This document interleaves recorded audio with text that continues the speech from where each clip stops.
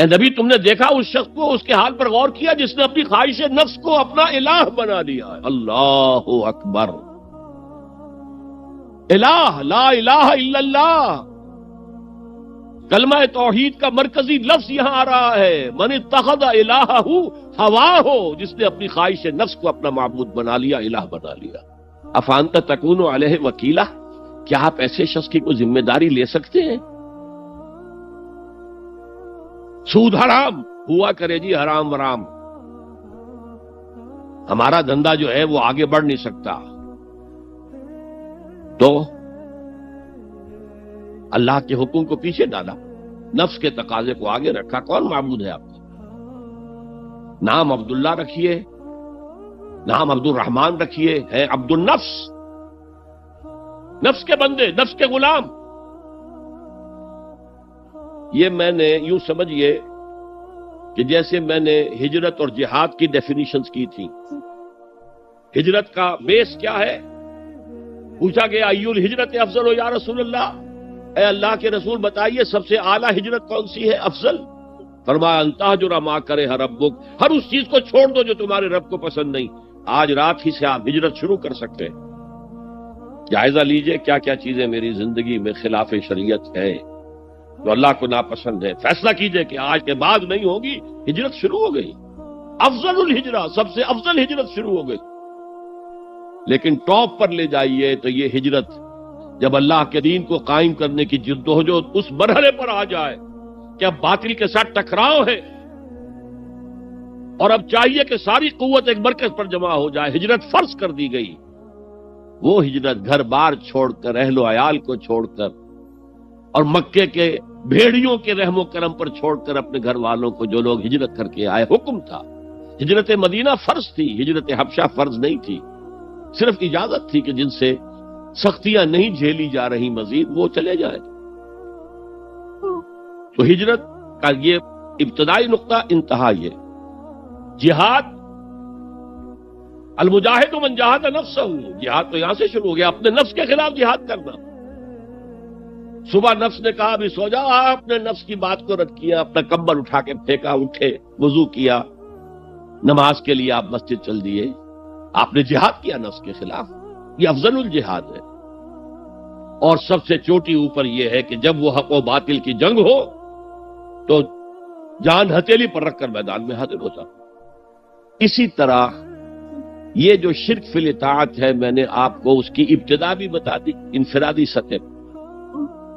افرأیت من اتخذ الہہ ہواہ افانت تکون علیہ وکیلا، کیا تم نے غور کیا اس شخص کی حالت پر جس نے اپنی خواہش نفس کو اپنا معبود بنا لیا، الہ بنا لیا، کہہ رہا ہے لا الہ الا اللہ، لا الہ الا اللہ، لیکن الہ تو اس کا نفس ہے۔ اب اس کو انتہا پر لے جائیے۔ عہد حاضر کا سب سے بڑا شرک، سب سے بڑا شرک، سب سے بڑا شرک عوامی حاکمیت کا تصور ہے۔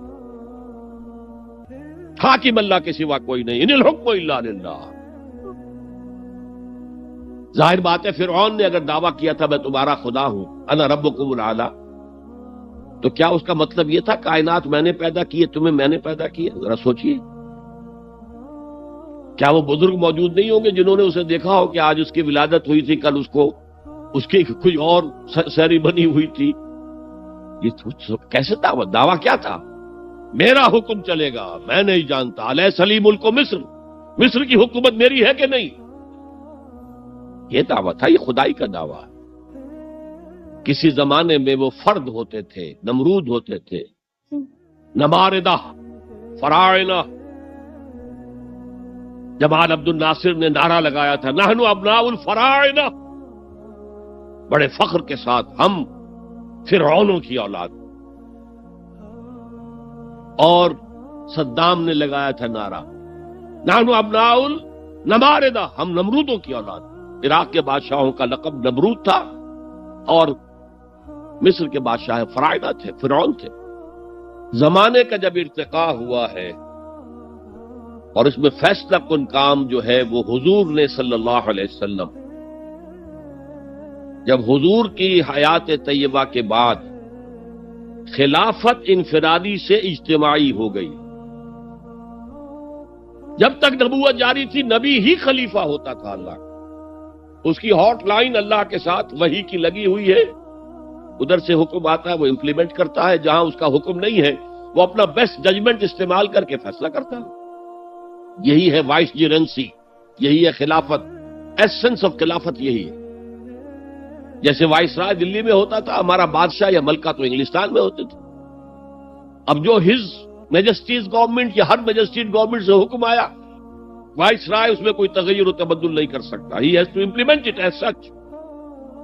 جہاں کوئی حکم نہیں ہے تو وہ مقام پر بیٹھا ہے، آن دی اسپاٹ ہے، حالات کو دیکھے اور جو مملکت اور کنگڈم کی مصلحت میں سب سے بہتر نظر آئے وہ فیصلہ کر لے۔ لیکن حضور پر نبوت ختم تو خلافت کلیکٹیو ہو گئی، خلافت المسلمین۔ اگرچہ شروع میں امیر المومنین کہا جاتا تھا، کچھ عرصے کے بعد خلیفت المسلمین یہ اصطلاح جو ہے وہ عام۔ اسی طرح انفرادی ملوکیت کی بجائے اجتماعی ملوکیت کا تصور جو ہے شیطان نے پٹی پڑھائی۔ ابلیس کی مجلس شورا جو اقبال کی بڑی ہی یوں سمجھیے کہ اہم ترین نظموں میں سے، امت مسلمہ کے نام پیغام پر مشتمل وہ نظم جو ہے، اور وہ ان کے آخری ایام کی ہے، اور وہ ان کی زندگی میں چھپی بھی نہیں تھی، ارمغان حجاز ان کے انتقال کے بعد چھپی ہے، جس میں آخری جو کلام تھا فارسی اور اردو دونوں کا جمع کر دیا گیا، ورنہ اس سے پہلے فارسی علیحدہ چھپتی تھی کتابیں، اردو کی علیحدہ، لیکن اب اتنا کم تھا کہ ان کے لیے علیحدہ کتابیں شائع کرنا مناسب نہیں سمجھا گیا۔ ابلیس نے مجلس شورا بلائی، ایک مجلس شورا کے جو رکن نے کہا کہ دیکھو جمہوریت کا دور آ گیا ہے، اب ہماری ابلیسیت کو تو بڑا خطرہ ہے، ابلیسی نظام تو ختم ہو جائے گا، جمہوریت توڑ دی بندوں نے آقاؤں کے خیموں کی تناب، یہ تو عوام نے جو ہے اپنے آقا بیرنز اور لارڈز اور بادشاہوں کے خیموں کی تنابیں توڑ دی، گرا دیے خیمے، یہ تو انقلاب آ رہا ہے، میرے آقا وہ جہاں زیر و زبر ہونے کو ہے، جس جہاں کا ہے فقط تیری سیاست پر مدار۔ ابلیس کیا کہتا ہے بڑے ٹھنڈے انداز میں، ہم نے خود شاہی کو پہنایا ہے جمہوری لباس، جب ذرا آدم ہوا ہے خود شناس و خود نگر۔ آج آدمی میں ایک سیلف امپورٹنس پیدا ہو چکی ہے۔ یہ بادشاہ کون ہوتے ہیں جو ہمارے سروں پر مسلط ہے، محلوں میں رہتے ہیں، عیش کرتے ہیں، جو خون پسینہ جو ہے وہ کسان کر رہا ہے، ابھی انڈسٹریل ریولوشن تو نہیں ہوا تھا، وہ ساری بات جو تھی وہ زرعی معیشت تھی، خون پسینہ وہ کرتا ہے، فصل میں سے لائنز شیئر آ کر بیرن اور لارڈ وہ لے گیا، اور اس میں سے ایک حصہ اس نے بادشاہ کو پہنچایا، ایک اپنے پاس رکھا، ظالمانہ نظام ہے۔ تو ہم نے دیکھا کہ انسانوں میں کچھ شعور پیدا ہو گیا، خود شعوری، تو ہم نے ملوکیت کو ڈھال دیا نئے سانچے میں، ہم نے خود شاہی کو پہنایا ہے جمہوری لباس۔ وہ گندگی جو فرعون کے سر پر ٹنوں کے حساب سے رکھی ہوئی تھی، ہم نے کہا تولا تولا سب میں تقسیم کر دو، ایک ایک ووٹ سب کے ہاتھ میں دے دو اور کہہ دو تم حاکم ہو۔ ہم نے خود شاہی کو پہنایا ہے جمہوری لباس، جب ذرا آدم ہوا ہے خود شناس و خود نگر۔ تو نے کیا دیکھا نہیں مغرب کا جمہوری نظام، چہرہ روشن اندروں چنگیز سے تاریک تر۔ It is the dictatorship of the capitalist, جسے جمہوریت کا نام دیا جا رہا ہے، کھیل ہے، تماشا ہے۔ تو آج کی دنیا کا سب سے بڑا شرک اسے کوئی جانتا ہی نہیں، وہ شرک فی العقیدہ ان کو معلوم ہے، اور اس کے اوپر فتوے بھی وہ لگا دیں گے۔ کوئی قبر کے سامنے کھڑے ہو کر کوئی دعا کر رہا ہے، کسی کو رکوع کر لیا، کسی نے سجدہ کر لیا، تو خیر ٹھیک ہے، وہ تو ایک شرک جلی ہو رہا ہے، وہ تو معلوم ہے، اس کی نفی ہو رہی ہے۔ لیکن یہ وہ تھے شرک جو پہلے تھے، آج کا شرک بالکل اور ہے۔ آج کا شرک دو میں گنوا دیتا ہوں آپ کو، ایک ہے عوامی حاکمیت کا تصور، ایک ہے مادہ پرستی کا تصور۔ مادے پر سارا توکل اور اعتماد ہے، اللہ پر کہاں توکل رہا، کہاں اعتماد رہا۔ میٹیریلزم یہ ایک مذہب ہے، یہ ایک فلسفہ ہے۔ بہرحال اطاعت کے ضمن میں شرک فی الاطاعت کیا ہے؟ انفرادی سطح پر نفس پرستی، نفس کو اپنا معبود بنا لینا. اجتماعی سطح پر عوام کی حاکمیت، بدترین شرک. اب آئیے محبت، شرک فی المحبت کیا ہے؟ اگر کسی بھی شے اور کسی بھی انسان کی محبت اللہ کی محبت سے بڑھ جانا تو دور کی بات ہے، برابر بھی آ کر ہم نشین ہو گئی، بیٹھ گئی، تو یہ شرک ہے.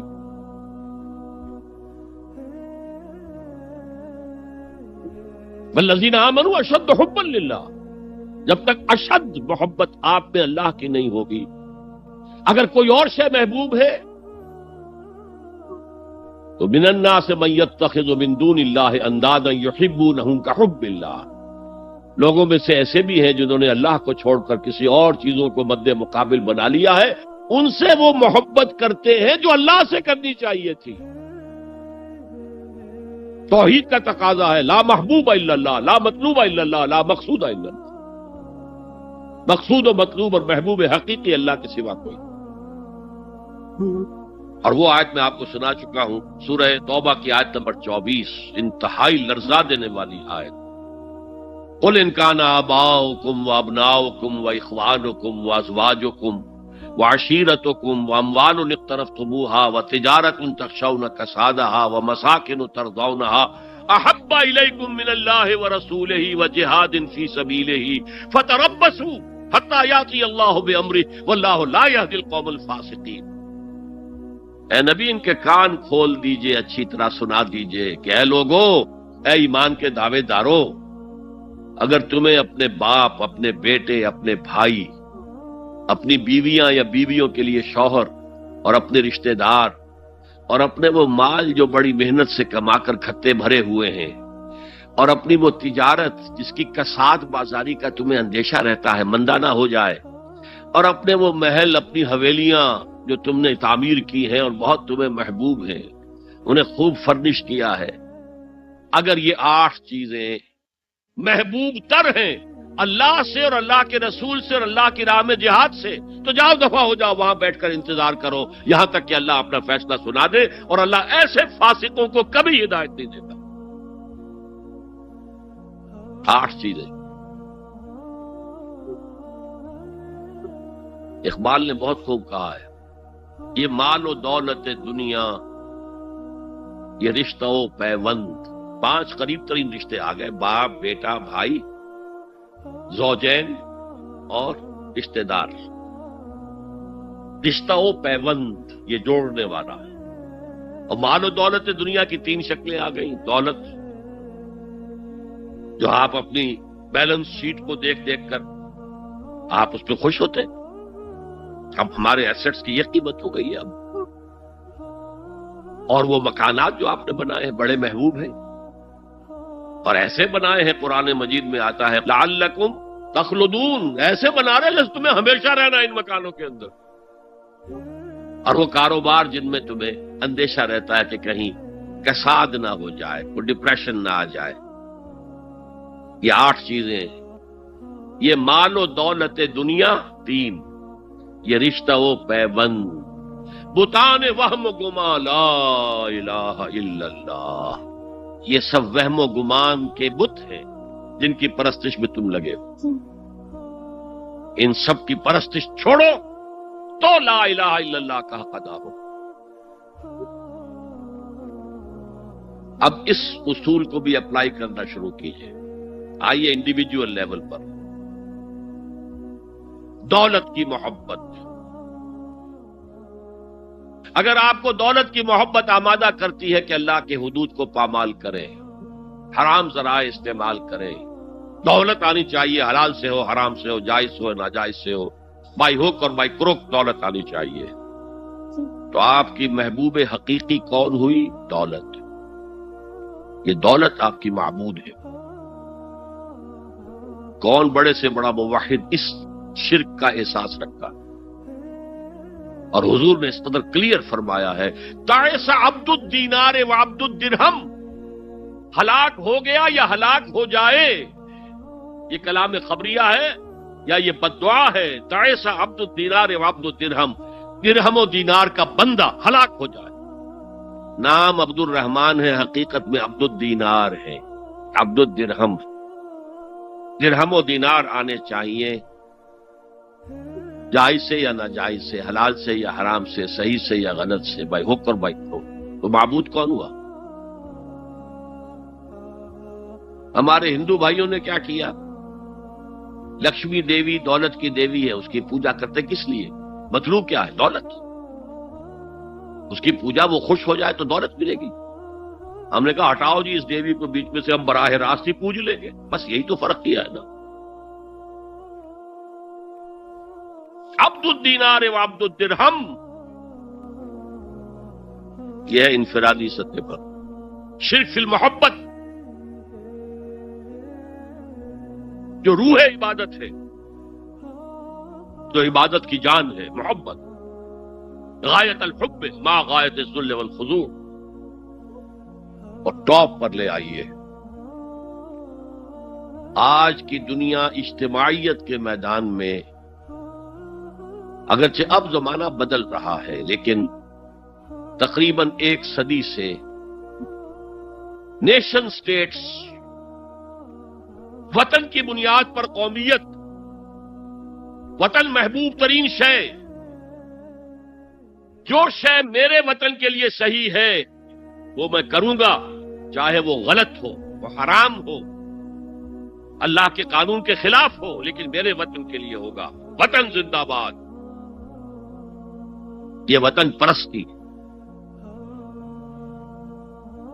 اس وطن پرستی کے مذہب کی ایک نماز بھی ہے، ترانہ ہو رہا ہے تو کھڑے ہو جاؤ، قنوت، کھڑے ہو جانا عبادت کا حصہ ہے۔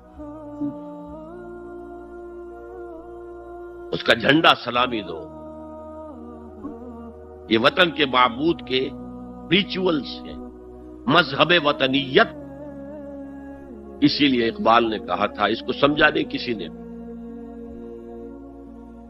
اس دور میں میں اور ہے، جام اور ہے، جم اور، ساقی نے بنا کی روش لطف و ستم اور، تہذیب کے آزر نے ترشوائے صنم اور۔ آج کا صنم، آج کا بت کون ہے؟ تہذیب کے آزر نے ترشوائے صنم اور، مسلم نے بھی تعمیر کیا اپنا حرم اور۔ ان تازہ خداؤں میں بڑا سب سے وطن ہے، جو پیرہن اس کا ہے وہ مذہب کا کفن۔ خدا پرستی، یہ وطن کی لکیر سے تم اور ہو گئے، میں اور ہو گیا۔ لکیر، انسانیت منقسم، جو تمہارے وطن کے لیے ٹھیک ہے وہ تم کرو گے، چاہے وہ اخلاقاً غلط، اور جو میرے وطن کے لیے ٹھیک ہے وہ میں کروں گا، چاہے اخلاقاً غلط۔ یہ کون سا دین ہے؟ یہاں تو وطن تمہارا معبود بن گیا۔ پاکستان میں بڑا شور اٹھا تھا جب میں نے کہا تھا کہ جھنڈے کو سلامی دینا شرک ہے، اور ترانے کے وقت کھڑا ہو جانا شرک ہے۔ اور میں کبھی بھی تقریبات میں جاتا ہوں، اقبال ڈے ہو رہا ہے، کچھ اور ہو رہا ہے، میں ان تقریبات کا مقرر نہیں ہوں، لیکن جب بہت زور دیتے ہیں چلا جاتا ہوں، لیکن وہاں ترانہ پڑا جاتا ہے میں بیٹھا رہتا ہوں، میں کھڑا نہیں ہوتا، اور اس پر چیمے گوئیاں ہوتی ہیں اخبارات کے اندر۔ لیکن میرے نزدیک یہ وطن کی نماز پڑھ رہے ہو، تمہارا یہ قنوت اور وطن کا ترانہ، اس میں حمد ہو رہی ہے وطن کی، یہ کیا ہے؟ آج کے دور کا بدترین شرک، شرک فی المحبت۔ آگے چلیے، شرک فی الدعا، کسی کو مت پکارو کسی مدد کے لیے سوائے اللہ۔ وَأَنَّ الْمَسَاجِدَ لِلَّهِ فَلَا تَدْعُوا مَعَ اللَّهِ أَحَدًا، اللہ کے ساتھ، یعنی ایک تو یہ کہ اللہ کو چھوڑ کر کسی کو پکارنا، ایک ہے اللہ کے ساتھ پکارنا، اللہ کو بھی پکارنا، اوروں کو بھی پکارنا۔ بدترین شرک ہے دعا اللہ کے لیے، ندا اللہ کے لیے۔ اس کا بھی ذرا میں تجزیہ کر دوں گا۔ دیکھیے، ایک ہے عام مادی قوانین دنیا کے جو ہے اس کے تحت کسی سے مدد چاہنا. بھائی ذرا مجھے پانی پلا دینا، یہ بھی آپ نے مدد چاہی ہے نا. حضور کے بارے میں تو آیا ہے کہ آپ اتنے خوددار تھے صلی اللہ علیہ وسلم کہ اگر سواری پر ہوتے تھے اور آپ کا کوڑا نیچے گر جاتا تھا تو کسی سے یہ نہیں کہتے تھے کہ یہ کوڑا مجھے اٹھا کے دے دو، بلکہ خود سواری سے اتر کر کوڑا اٹھاتے تھے. تو یہ جو قانون مادی ہے اس کے تحت مدد مانگنا کوئی بری بات نہیں ہے، کوئی غلط بات نہیں. ماورائی اعتبار سے، غیبی اعتبار سے کسی سے مدد مانگنا کسے باشد کوئی ہو، شرک فی الدعاء. ان المساجد للہ فلا تدعوا مع اللہ احدا. ایک ہے استعارتن اقبال کہتا ہے ہمالا اے فصیل کشور ہندوستان. تو یہ خطاب بالکل ایک استعارہ سا ہے. اسی معنی میں مولانا حالی نے اپنی مسدس کے اختتام پر جو مناجات لکھی ہے، اے خاصہ خاصان رسول وقت دعا ہے، امت میں تیری آ کے عجب وقت پڑا ہے. وہ دی جو بڑی شان سے نکلا تھا وطن سے، پردیس میں وہ آج غریب الغربا ہے. تو اس معنی میں اس لفظ استعمال ہو جائے تو اس پر بہت زیادہ الرجک بھی نہیں ہونا چاہیے. لیکن غیبی طور پر کسی کے بارے میں یہ عقیدہ رکھ کر کہ وہ میری مشکل کشائی کر سکتا ہے، حاجت روائی کر سکتا ہے، میری مدد کر سکتا ہے، یہ شرک ہے. اور اس کے شرک ہونے میں کوئی شک نہیں. ان المساجد للہ فلا تدعوا مع اللہ احد. آپ دیکھیے ہمارے یہ فرشتے یہاں بیٹھے ہیں نا، ہم کہہ سکتے ہیں ذرا بھائی میرا یہ کام کر دینا؟ نہیں کہہ سکتے. جبرائیل کو پکار سکتے ہیں، اے جبرائیل ذرا میرا یہ کام کر دینا؟ نہیں. وہ عالم غیب کی شے ہے. کسی ولی اللہ کی روح کو پکار کر کہنا کہ میری یہ مشکل دور کر دے، نہیں. اللہ سے کہیں، اللہ کو پکارے، اللہ جس کے ذریعے سے چاہے آپ کی ضرورت پوری کر دے. اس ضمن میں کہوں گا کہ شاہ ولی اللہ دہلوی نے ایک بات کہی ہے، اگرچہ مجھے اس کی کوئی دلیل اپنے طور پر انڈیپینڈنٹلی کتاب و سنت میں نہیں ملی ہے، لیکن شاہ صاحب کا ایک مقام مرتبہ ہے جو میری نگاہ میں بہت بلند ہے. میرے نزدیک دو عظیم شخصیتیں عالم اسلام کی، امام ابن تیمیہ اور امام غزالی کو جمع کریں تو شاہ ولی اللہ بنتے ہیں. اتنی عظیم شخصیت. انہوں نے یہ لکھا ہے کہ جو اللہ کے برگزیدہ بندے ہوتے ہیں، اولیاء اللہ، اللہ تعالیٰ ان کی ارواح کو ان کے فوت ہونے کے بعد ملائکہ کے طبقہ اسفل میں شامل کر دیتے ہیں، اور وہ بھی جس طرح وہ ملائکہ اللہ کے احکام کی زمین میں تنفیذ کر رہے ہیں وہ بھی اسی کام میں لگ جاتے ہیں. میں نے عرض کیا کہ میرے پاس انڈیپینڈنٹلی کوئی دلیل نہیں ہے اس کے حق میں، لیکن شاہ صاحب کا فرمانا خود میرے لیے ایک درجے میں دلیل ہے. لیکن یہاں ایک تو یہ نوٹ کرنے کا، ملائکہ کا طبقہ اسفل، ملائکہ کا سب سے نچلا طبقہ، اور اللہ کے حکم کی تنفیذ کرتے تو فرشتے کر رہے ہیں، وہ بھی ہوں. ہمیں سے کیا غرض ہے؟ ہم نہ فرشتے کو پکار سکتے ہیں اور نہ کسی ولی اللہ کو پکار سکتے. پکارو اللہ کو. قال ربکم ادعونی استجب لکم ان الذین یستکبرون عن عبادتی سیدخلون جہنم داخرین. تمہارا رب کہتا ہے مجھے پکارو، مجھ سے مانگو، میں تمہیں دوں گا، تمہاری دعا سنوں گا، قبول کروں گا. اور جو بربنائے تکبر مجھ سے نہیں مانگتے وہ جہنم میں داخل ہوں گے، ذلیل و خوار ہوں گے. حضور نے ایک بات، مجھے متن یاد نہیں ہے، بہت پیاری فرمائی. دیکھو انسانوں سے تم مانگتے ہو کچھ تو ایک دفعہ تو اس کے ماتھے پر، تیوری پر بل پڑ ہی جاتا ہے، یہ کیوں میرے سامنے ہاتھ سوال کیا، کیوں مجھ سے مانگ رہا ہے؟ چلیے بعد میں کچھ وہ دے ہی دے، ناگوار گزرتا ہے.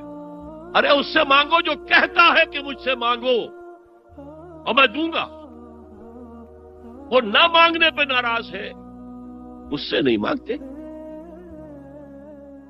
رات کے آخری ساعتوں میں، یا جسے آپ کہتے ہیں the small hours of the morning، حدیث میں آتا اللہ نزول اجلال فرماتے، جس کو ہم نہیں جانتے کیسے نزول ہوتا ہے، ذات باری تعالیٰ اور اس کے متعلقات کے بارے میں جو بات آ گئی قرآن میں حدیث میں وہ ہم مانتے ہیں، کیسا یہ ہم نہیں جانتے، اس کا ہاتھ ہے کیسا ہے ہم نہیں جانتے، اس کا چہرہ ہے کیسا ہے ہم نہیں جانتے، اس کی ساق ہے، اس کی پنڈلی ہے کیسی ہم نہیں جانتے، وہ سنتا ہے کیسے سنتا ہے ہم نہیں جانتے، کیا اس کے کان ہیں، کیا اسے بھی ساؤنڈ ویوز کی ضرورت ہے سننے کے لیے، وہ دیکھتا ہے کیسے دیکھتا ہے ہم نہیں جانتے، وہ اترتا ہے کیسے اترتا ہے ہم نہیں جانتے، جو قرآن میں آ گیا حدیث میں آ گیا مان لیجئے بس، باقی یہ متشابہات میں سے ہے، اس کی کھود کرید میں پڑو گے تو فتنے میں مبتلا ہو جاؤ، ابتغاء الفتنۃ وابتغاء تاویلہ۔ لہذا حدیث میں آتا ہے کہ رات کی آخری ساعتوں میں اللہ سمائے دنیا تک نزول فرماتے ہیں، اور پھر ندا لگتی ہے حل من سائل فاعطیہ، ہے کوئی سوال کرنے والا مانگنے والا کہ میں اسے دوں، حل من مستغفر فاغفر لہ، ہے کوئی گناہوں کی معافی چاہنے والا کہ میں اسے معاف کر دوں، ہم انٹا غفیل سو رہے، ہم تو مائل بکرم ہیں، کوئی سائل ہی نہیں، راہ دکھلائیں کسے، رہنم منزل ہی نہیں، راہ کسے دکھا، اللہ کے راستے پر چلنے کا فیصلہ کرو، اللہ کی راہ میں جہاد کا فیصلہ کرو، پھر اللہ راستہ کھولے گا، والذین جاہدوا فینا لنہدینہم سبلنا، وہ لوگ کہ جو ہمارے راستے میں جہاد کریں، محنت کریں، مشقتیں کریں، ہم لازماً ان پر اپنے راستے کھولتے چلے جائیں۔ اور دعا شرک فی الدعا، مانگو صرف اللہ سے، اللہ سے، اللہ سے، وہ چاہے کسی فرشتے کے ذریعے، چاہے کسی فوت شدہ ولی اللہ کی روح کے ذریعے سے، چاہے کسی کو بھی نہیں، براہ راست اپنے حکم سے، اس کی تو قدرت ہے جو چاہے کرے، کن فیکون، وہ جیسے بھی ہو وہ آپ کی ضرورت پوری کرے گا، وہی ہے جو کہ مشکلات کو حل کرنے والا ہے، وہی ہے کہ جسم دینے والا ہے، وہی ہے جو مرض سے شفا دینے والا ہے، پکارو اسی کو، مانگو اسی سے۔ اب آئیے، کچھ مراسم عبودیت ہوتے ہیں، مراسم رسم کہتے ہیں کسی چیز کی ظاہری شکل کو، رہ گئی رسم ازاں روح بلالی نہ رہی، فلسفہ رہ گیا تلقین غزالی نہ رہی، یہ قرآن کا بھی ہم اسے رسم الخط کہتے ہیں، رسم الخط، اور یہ حضرت عثمان کے زمانے میں فائنل ہوا ہے کہ یہ اس طریقے سے لکھا جائے۔ تو عبدیت کے اظہار کے لیے کچھ رسومات ہیں، جس میں سے ایک پر گفتگو ہو چکی، قنوت، والقانتین والقانتات، یہ جو ہے اللہ کے حضور میں چاہے ہاتھ باندھے چاہے ہاتھ کھلے، لیکن ذرا جھک کر گردن میں خم کر کے کھڑے ہونا، یہ نماز کے اندر جو قنوت ہے یہ قنوت ہے، یہ بھی اپنی عاجزی کا اظہار ہے، عجز اور تذلل۔ وہ جو ابن قیم کی میں نے ڈیفینیشن آپ کو بتائی، العبادت تجمع اصلین، غایت الحب وغایت الذل والخضوع، حد درجے میں اللہ کے سامنے پچھ جانا، جھک جانا، گر جانا، رکوع، سجدہ اللہ کے سوا کسی کے لیے نہیں۔ اور اس معاملے میں دین محمدی جو اپنی تکمیل کو پہنچ گیا، الیوم اکملت لکم دینکم واتممت علیکم نعمتی ورضیت لکم الاسلام دینا، حضور کی بعثت سے قبل سجدہ تعظیمی جائز تھا، کسی شخص کی تعظیم کے لیے، اس کی عزت کے لیے اس کے سامنے سجدہ کرنا جائز تھا۔ حضرت یوسف کے سامنے ان کے والدین اور 11 بھائی سجدے میں گر گئے، بچپن میں خواب دیکھا تھا، اور 40-50 سال بعد اس کی تعبیر بالفعل ایک اس واقعے کے طور پر سامنے آ گئی، سجدہ کرنا۔ جھکنا، سجدہ کرنا، یہ جائز تھا سجدہ تعظیم۔ حضور پر شریعت مکمل، توحید مکمل، اب ہر نوع کا سجدہ حرام مطلق ہے سوائے اللہ کے کسی کو۔ ہمارے مسلمانوں نے بھی اپنے دور ملوکیت میں سجدہ تعظیمی شروع کرا، عدالت کے اندر بادشاہ کے دربار میں جا رہے تو سجدہ، سر جھکا کر رکوع کی حالت میں۔ یا آپ کے پڑوس میں جو حیدرآباد کی ریاست تھی، سلام کیسے کرتے تھے، کتنے جھکتے تھے، اور پھر وہ جھک کر وہ سلام ہو رہے۔ یہ مشرکانہ فعل ہے، مغلیہ دربار میں بھی تھا۔ شیخ احمد سرہندی رحمت اللہ علیہ نے کہا غلط ہے، حرام ہے، جائز نہیں۔ دربار میں شکایت پہنچ گئی، آخر مخبری کرنے والے بھی تھے، حاسد بھی تھے، وَمِن شَرِّ حَاسِدٍ إِذَا حَسَدَ، طلبی ہو گئی، بلایا گیا دربار میں حاضری، اور ایسا اہتمام کیا گیا کہ جب حضرت مجدد آگے آئیں بادشاہ تک جانے کے لیے تو درمیان میں ایک دیوار سی حائل کر کے اس میں کھڑکی کھول دی کہ اس میں سے جھک کر گزریں گے نا تو رکوع کسی درجے میں تو ہو جائے گا۔ رکوع بھی سجدے ہی کی ایک شکل ہے، سجدے کا ہاف کہہ لیجئے، لیکن یہ کہ جب آیات سجدہ آتی ہے قرآن مجید میں، وہ عام نمازوں میں دیکھتا ہوں کہ وہ آیات سجدہ والی آیات پڑھی نہیں جاتی، حالانکہ ان کی ایک خاص کیفیت ہے۔ تراویح میں تو پڑھی جاتی ہے، لیکن پہلے بتا دیتے ہیں کہ یہ دوسری رکعت میں یا پہلی رکعت میں سجدہ آ رہا ہے تو لوگ تیار ہوتے ہیں۔ رکوع بھی اگر فوراً ہو جائے آیت سجدہ کے بعد تو اس سے بھی اس سجدے کا حق ادا ہو جاتا۔ بہرحال حضرت شیخ مجدد رحمت اللہ علیہ دربار میں آئے تو اس کھڑکی میں سے پہلے پاؤں گزارے، پھر اپنا سر نکالا، پھر جیل میں ڈال دیے گئے، کوئی پرواہ نہیں۔ حاضر ہوا میں شیخ مجدد کی لحد پر، وہ خاک کے ہے زیر فلک مطلع انوار، گردن نہ جھکی جس کی جہانگیر کے آگے، جس کے نفس گرم سے ہے گرمی احرار، وہ ہند میں سرمایہ ملت کا نگہباں، اللہ نے بر وقت کیا جس کو خبردار۔ دین الہی، دین محمدی کے خاتمے کا اعلان تھا۔ اب بڑے بڑے مولویوں نے یہ اکبر کو سبق پڑھایا تھا، بڑے مولوی، درباری مولوی، انہوں نے سبق پڑھایا تھا۔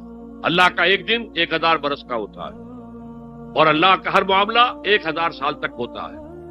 اب 1000 سال ہو گئے محمد کی رسالت کو، ان کی رسالت کا دور ختم صلی اللہ علیہ وسلم۔ اب دوسرا 1000 سال، اسی لیے الف ثانی کہتے ہیں نا، الف ہزار کو کہتے ہیں الف ثانی۔ یہ دوسرا 1000واں سال جو شروع ہو گیا ہے، اس میں ایک نئے دین کی ضرورت ہے، وہ دین اکبری ہے، دین الہی ہے۔ اور دین الہی کیا تھا؟ یہ ایک بہت بڑی سیاسی تدبیر تھی، اصل میں بہت بڑی سیاسی تدبیر، اور اس کا ظہور بعد میں بھی ہوا ہے ہندوستان کی سرزمین میں۔ وہ یہ کہ ہندوستان کی ترقی میں جو چیز سب سے بڑی رکاوٹ ہے وہ مذہبی اختلافات ہیں۔ لہذا ایسا کرو، سارے مذاہب جو ہیں اسے ہاون دستے میں ڈالو، کوٹ کوٹ کے چورا چورا کر کے بناؤ صفوف، اور یہ مذہب سب کا ہو جائے تو مذہبی اختلافات ختم ہو جائے۔ دوسری بات ان کی سمجھ میں یہ آ گئی کہ اصل میں اختلاف رسالت اور شریعت کی بنیاد پر ہوتے ہیں، لہذا دین الہی بس خدا کو مانو، بس رسالت وغیرہ کو چھوڑو۔ خدا تو سب کا رب ہے، اسے آپ پرماتما کہہ لے، مہادیو کہہ لے، جو چاہے کہہ لے، اللہ کہہ لے، رام کہہ لے، قل ادعوا اللہ الرحمن ایما تدعوا فلہ الاسماء الحسنی۔ قرآن کہتا ہے تم اللہ کہہ کر پکار لو یا رحمان کہہ کر پکار لو، جس کو بھی تم پکار رہے ہو یہ جان لو کہ تمام اچھے نام اسی کے۔ یہ فلسفہ تھا بہت گہرا، وہ جاہل تھا، ان پڑھ تھا، لیکن بہت بڑا سیاستدان تھا اکبر، اس میں کوئی شک نہیں۔ لیکن یہ کہ اگر ایک حکومت، اور جو سب سے بڑا مغل اعظم جس کو کہتے ہیں، اس کے زمانے میں مسلمانان ہند جو ہیں سیاسی اعتبار سے اپنے عروج پر تھے، لیکن دینی اعتبار سے پاتال کا معاملہ آ گیا تھا. دین محمدی ختم. 1000 سال کا ایک دن ہے اور وہ ختم ہو چکا. اللہ نے اٹھایا مجدد الفسانی رحمت اللہ علیہ اور ان کی درویشانہ مساعی کے ذریعے سے. اب دیکھیے اس زمانے میں تصوف کے ذریعے سے سب سے بڑا شرک آ رہا تھا. وحدت الوجود کی ایسی تعبیرات ہو رہی تھی جو ہماؤست بن گئی تھی.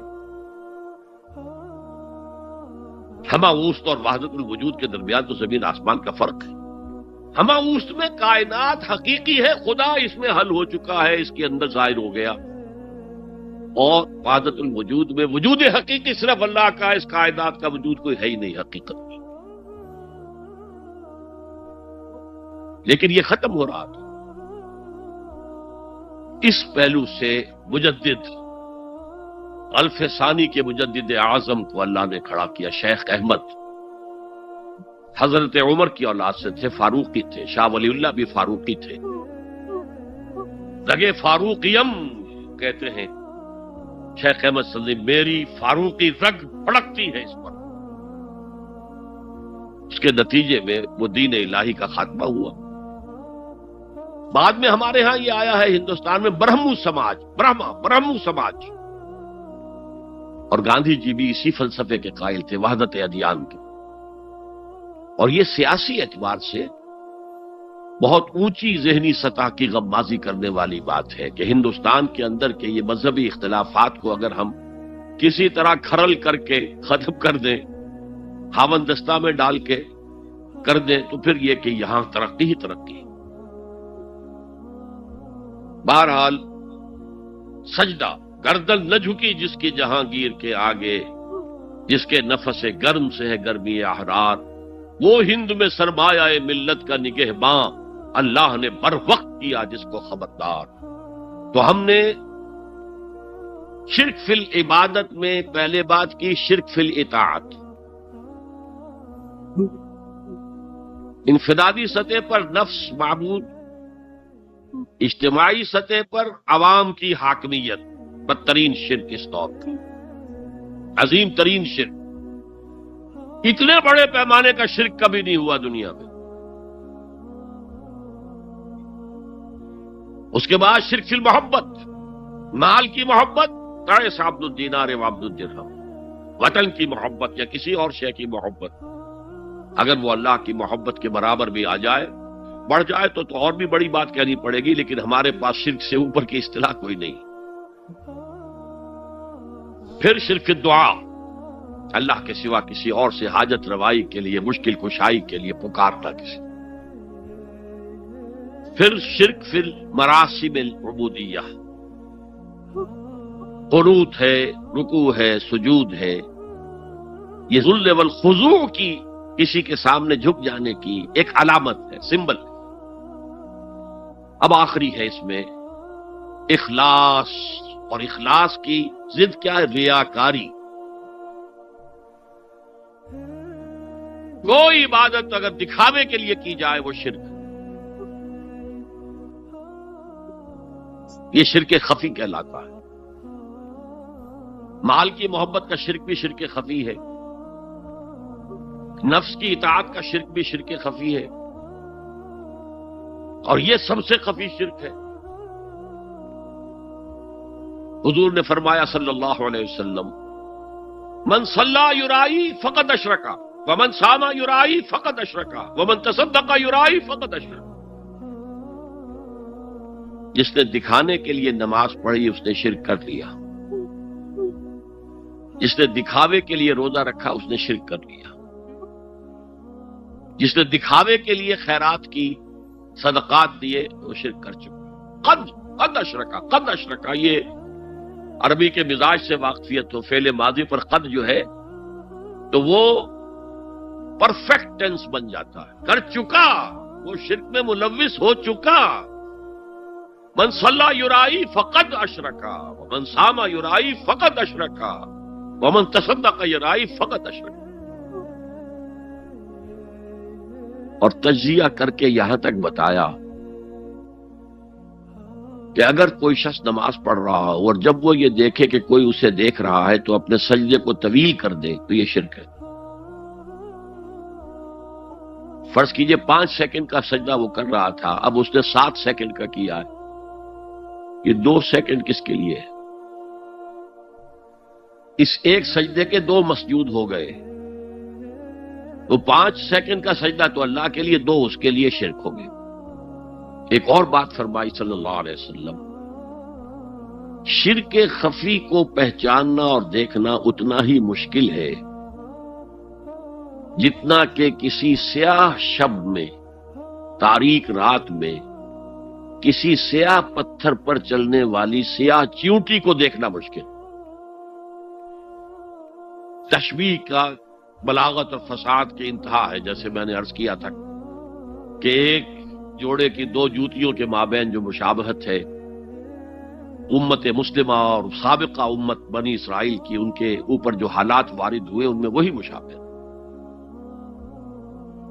تاریک شب ہے، سیاہ پتھر ہے، اس پر سیاہ چیونٹی رینگ رہی ہے، جتنا اس کو دیکھنا مشکل ہے اتنا ہی شرک خفی کو پہچاننا مشکل۔ کدھر کدھر سے آپ پر حملہ آور ہو جائے گا، کدھر کدھر سے آ کر آپ کی عبادت میں، آپ کی توحید میں نقب لگائے گا، اس کا آپ کو اندازہ ہو نہیں سکتا۔ بڑا مشکل ہے، بہت زیادہ چوکس رہنے کی ضرورت ہے۔ اور اس کا علاج بتایا گیا ہے خاص طور پر عبادات کے ضمن میں، کہ کچھ نہ کچھ عبادت نفل بھی کی جائے، اور نفل عبادت اس طور سے کی جائے کہ کسی کو پتہ نہ چلے۔ اب ہمارا حال یہ ہو گیا ہے کہ ساری، اگر کوئی عشاء کی 17 رکعتیں پڑھتا ہے، سب کی سب مسجد میں پڑھتا ہے، حالانکہ صحابہ کے دور میں مسجد تھی فرائض کی ادائیگی، باقی جا کر نماز گھر میں پڑھو گے وہ افضل ہے۔ اور نوافل تو خاص طور پر اگر کسی کو تہجد کی توفیق ہو گئی ہے تو کسی نہ کسی طرح ڈھنڈورا پیٹے گا، اسے جی کیا کرے، میں رات کو جاگنا ہوتا ہے، طبیعت جو ہے بڑی بھاری رہتی ہے، ہو گیا اپنا ڈھنڈورا پیٹ دیا، تو اس سے تو مرض اور 2 آتشا ہو جائے گا، ریاکاری اور بڑھ جائے گا۔ اسی طریقے سے صدقات نافلہ فرمایا ایسے دو کہ داہنا ہاتھ جو کچھ دے بائیں ہاتھ کو پتہ نہ چلے، کسی کو پتہ نہ چلے۔ اس سے وہ ریاکاری کی جڑیں کٹتی ہیں، ریاکاری کی جڑیں جو ہیں دل کے اندر سے کٹتی ہیں۔ یہ علاج ہے ریاکاری کا، لیکن ریاکاری شرک ہے۔ اب میں آخری بات پر آ رہا ہوں۔ آپ نے سوچا ہوگا کہ اس تجزیے کے تحت تو ہر گناہ جو ہے ادنا سے ادنا گناہ بھی شرک ہے۔ فجر کی نماز کے وقت اگر اٹھ کے نہیں گئے اور چادر یا کمبل کو سیدھا کر کے لیٹ گئے تو یہ شرک ہے۔ پھر کون سے گناہ ہے جو اللہ معاف کرے گا؟ یہ جو میں نے آیت آپ کو 2 دفعہ جو آئی ہے سورہ نساء میں سنائی، ان اللہ لا یغفر ان یشرک بہ ویغفر ما دون ذلک لمن یشاء، اللہ تعالیٰ اس کو تو ہرگز نہیں بخشے گا کہ اس کے ساتھ شرک کیا جائے، البتہ اس سے کم تر جس کو چاہے گا بخش دے۔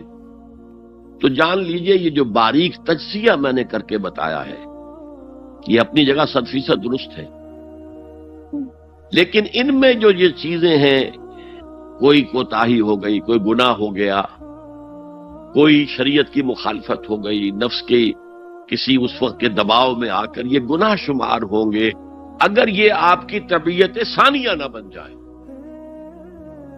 اگر یہ آپ کی سیکنڈ نیچر بن گئے تو ایک گناہ بھی ساری تباہی لانے کے لیے کافی ہے۔ اگر آپ نے ڈیرے ڈال دیے، غلطی ہو گئی، معافی مانگو، توبہ کرو، استغفار کرو، اللہ صاف کر دے گا۔ نہیں کرو گے تو پھر ایک گناہ پر بھی دوام اگر ہو گیا اور اس گناہ نے ایک نے بھی تمہارا احاطہ کر لیا تو وہ جہنم میں خلود کی وعید قرآن میں آئی ہے۔ بلا من کسب سیئۃ وَأَحَاطَتْ بِهِ خَطِیَّتُهُ فَأُولَٰئِکَ أَصْحَابُ النَّارِ هُمْ فِیہا خَالِدُونَ۔ جو نہیں جس نے کوئی ایک بھی بڑا گناہ، چھوٹا نہیں، یہ چھوٹے چھوٹے گناہ جو ہوتے رہتے ہیں، گناہ کبیرہ، لمم جن کو کہا گیا ہے، اس کی اللہ تعالیٰ کے ہاں پکڑ نہیں ہے، بلکہ وضو کرتے ہیں تو ہاتھوں کے اس طرح کے گناہ وہ دھل جاتے ہیں، آنکھوں کے گناہ دھل جاتے ہیں۔ گناہ کبیرہ اگر ایک بھی کریا اور مستقل کیا اور اس پر ڈیرے ڈال دیے اور وہ آپ کا احاطہ کر لے، آج کے دور میں سود کا نظام، سودی کاروبار، وہ تو آپ کا احاطہ کر گیا، آپ کے پورے وجود کا احاطہ کر گیا۔ بلا من کسب، اور کسبہ کہتے ہیں جان بوجھ کر کرنا۔ ایک ہے خطا سے ہو گیا، غلطی سے ہو گیا، وقتی طور پر کوئی تحریک ایسی ہو گئی، غلط ماحول میں بیٹھے ہوئے تھے، اس کے زیر اثر کوئی آپ سے بھی غلط حرکت سرزد ہو گئی، کبھی نفس کا جوش کچھ ایسا ہوا کہ آپ مغلوب ہو گئے، ٹھیک ہے، اسینشلی وہ شرک ہے، لیکن یہ شرک گناہ کے درجے میں شمار ہوگا اگر آپ توبہ کر لیتے ہیں، رجوع کرتے ہیں، استغفار کرتے ہیں، اللہ بخشنے والا۔ لیکن اگر ایک گناہ کبیرہ بھی جان بوجھ کر اختیار کر لیا اور اسے مستقل اپنی زندگی کے اندر شامل کر لیا، بلا من کسب سیئۃ واحاطت بہ خطیئتہ فاولئک اصحاب النار هم فیہا خالدون، تو وہ پھر جہنمی ہیں، آگ والے ہیں، اور اس میں ہمیشہ ہمیش کے لیے رہنے والے۔ شرک فی ذات کے ضمن میں نے عرض کیا تھا کہ سورہ اخلاص جامع ترین اس کی نفی پر ہے، اور شرک فی صفات کی کامل نفی پر آیت الکرسی ہے۔ آیت الکرسی ایک لمبی آیت، جیسے آیت البر ایک لمبی آیت تھی، اور اس کو حضور نے فرمایا ہے سیدۃ آیات القرآن، پورے قرآن مجید کی آیات کی سردار ہے یہ آیت۔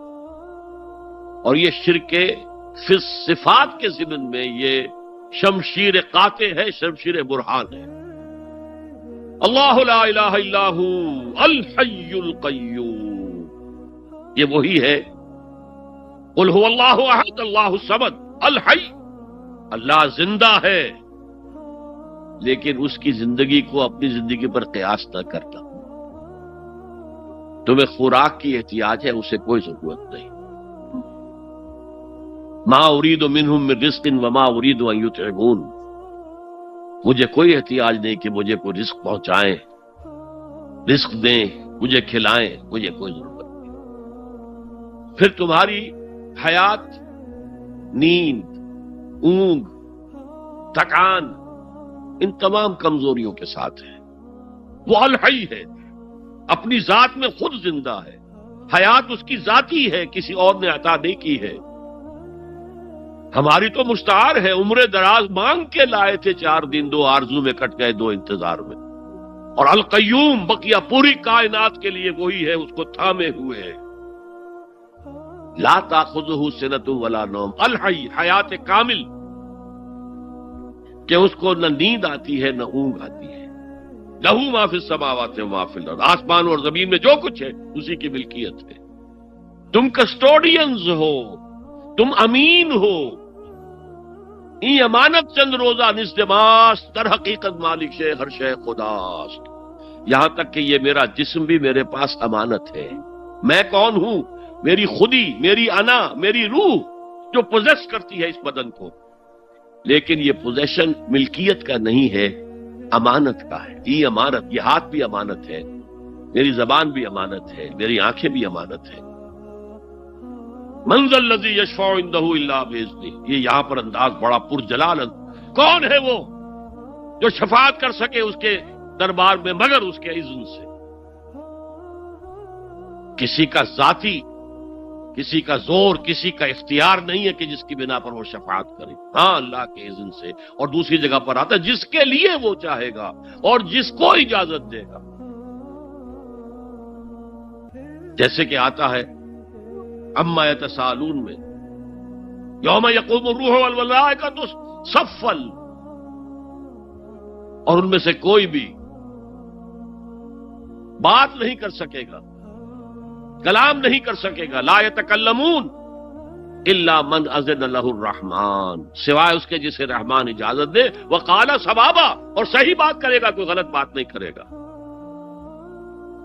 یعلم ما بین ایدیہم وما خلفہم ولا یحیطون بشیء من علمہ الا بما شاء، وہ تو جانتا ہے جو کچھ بھی ان کے سامنے ہے اور ان کے پیچھے ہے، اور یہ کوئی احاطہ نہیں کر سکتا مخلوقات میں سے اس کے علم میں سے کسی کا بھی سوائے اس کے جو وہ خود چاہے۔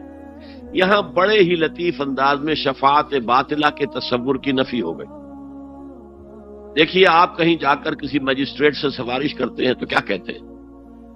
اجی یہ فائل کے اوپر جو کچھ ہے آپ اس پر نہ جائیے، یہ گواہیاں وغیرہ جھوٹی ہو گئی ہیں، میں آپ کو بتاتا ہوں اصل بات کیا ہے۔ اللہ کے سامنے کوئی یہ کہہ سکے گا اے اللہ تیرے علم میں نہیں ہے، میرے علم میں ہے؟ یعلم ما بین ایدیہم وما خلفہم، وہ تو جانتا ہے جو کچھ ان کے سامنے اور جو کچھ ان کے پیچھے ہے۔ ولا یحیطون بشیء من علمہ الا بما شاء، اور ان میں سے کوئی بھی، جیسے کہ میں ابھی بتا چکا ہوں، بریلوی مکتب فکر بھی کہہ رہا ہے کہ اللہ کا دیا ہوا علم ہے، محمد رسول اللہ کا جتنا ہے، لا محدود نہیں ہے، محدود ہے، قدیم نہیں ہے، حادث ہے۔ تو جتنا اللہ چاہتا ہے، جس کے لیے جتنا چاہتا ہے، لیکن اس کے علم میں سے احاطہ نہیں کر سکتا کوئی مگر جو وہ چاہے۔ وسع کرسیہ السماوات والارض، اس کا اقتدار چھایا ہوا ہے، مستولی ہے، آسمانوں پر بھی اور زمین پر بھی۔ ولا یؤودہ حفظہما، اور اسے عاجز نہیں کر سکتی ان دونوں کی حفاظت۔ قیوم وہی ہے، صمد وہی ہے، لیکن اس سے کوئی تکان تاری نہیں ہوتی، عاجز نہیں ہوتی۔ یہ اصل میں نفی ہے۔ جو تورات حافظے سے مرتب کی گئی تھی، 587 میں نبوکدنضر کا جو حملہ ہوا تھا، اس میں اصل تورات گم ہو گئی۔ اس وقت سے آج تک وہ اصل تورات ان کے پاس نہیں۔ پیریڈ آف کیپٹیوٹی سے واپس آئے ہیں بیت المقدس میں، سائرس کے لطف و کرم کی وجہ سے، ذوالقرنین کے لطف و کرم کی وجہ سے، پھر یادداشتوں سے لوگوں نے وہ تورات مرتب کی ہے، تو اس میں انسانی فکر شامل ہو گیا ہے۔ لہذا وہاں یہ لکھا ہے اللہ نے 6 دنوں میں آسمان اور زمین پیدا کیے اور 7ویں دن آرام کیا، یعنی کوئی تکان لائق ہو گئی۔ قرآن نے کہا، اللہ تعالیٰ نے فرمایا سورہ قاف میں، وَلَقَدْ خَلَقْنَا السَّمَاوَاتِ وَالْأَرْضَ وَمَا بَيْنَهُمَا فِي 6 أَيَّامٍ وَمَا مَسَّنَا مِن لُغُوبٍ، یقیناً ہم نے آسمان اور زمین اور جو کچھ ان دونوں کے مابین ہے انہیں 6 ہی دنوں میں پیدا کیا۔ وہ بات ٹھیک ہے، لیکن ہمیں کوئی تکان لائق نہیں ہوئی کہ ہمیں کسی آرام کی ضرورت ہے۔ لا یؤودہ حفظہما وہو العلی العظیم، العلی وہی ہے سب سے بلند و بالا، لتکون کلمۃ اللہ ہی العلیٰ، تاکہ اللہ کا کلمہ سب سے سر بلند ہو جائے، اور وہی عظیم ہے، عظمت والا۔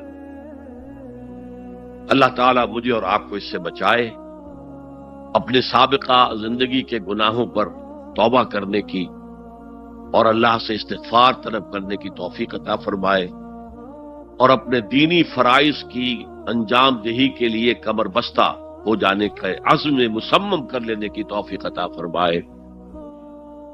اقول قولی ھذا واستغفر اللہ لی ولکم ولسائر المسلمین والمسلمات۔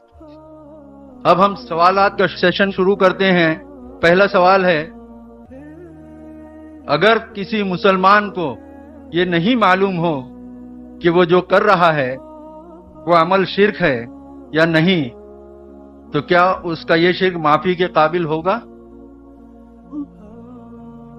دیکھیے، اگرچہ قانون تو یہ ہے دنیا کا، ignorance of law is no excuse، قانون سے عدم واقفیت کوئی عذر نہیں ہے۔ قانون تو پھر پڑھتا ہے، لگتا ہے، لاگو ہوتا ہے، عائد ہوتا ہے، لیکن اللہ کے ہاں ایسا نہیں ہے۔ وہ ہر شخص سے اس کے اپنے حالات کے اعتبار سے حساب لے گا، کن حالات میں پیدا کیا گیا، کیا جینز اس کو دیے گئے تھے، کن حالات میں وہ پلا بڑھا ہے، اس کے انوائرنمنٹل فیکٹرز کیا تھے۔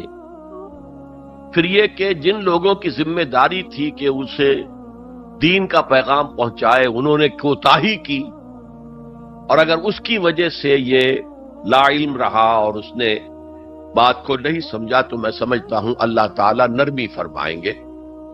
باقی یہ کہ بخشش یا سزا دینا یہ اللہ کا اختیار مطلق ہے، ہم کچھ نہیں کہہ سکتے۔ اللہ تعالیٰ ابو جہل کو بخش دے، ہم اعتراض نہیں کر سکتے، اس کی مخلوق ہے، جو چاہے کرے۔